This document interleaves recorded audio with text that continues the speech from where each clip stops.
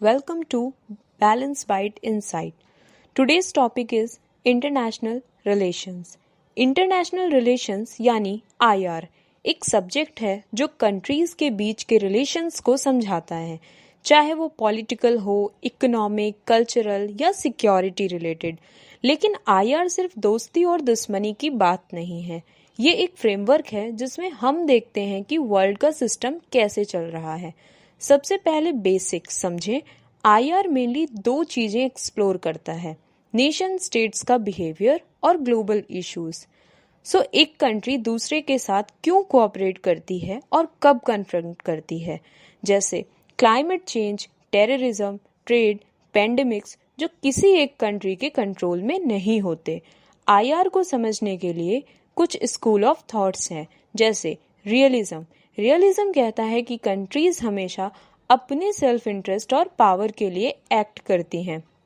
Liberalism का focus cooperation पे है, जैसे UN, WTO treaties.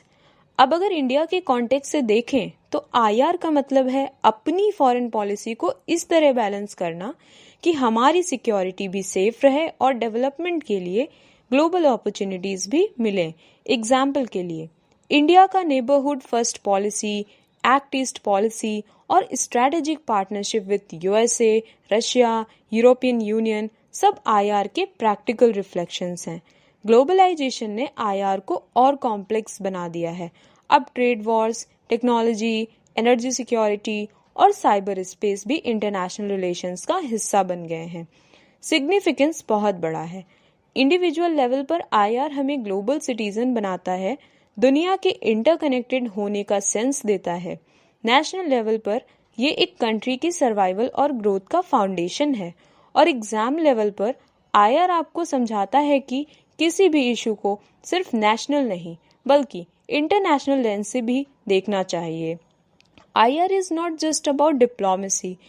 It is about understanding the balance of power, the ethics of cooperation, and the destiny of a globalized humanity. Thank you. For more informative videos, subscribe our channel.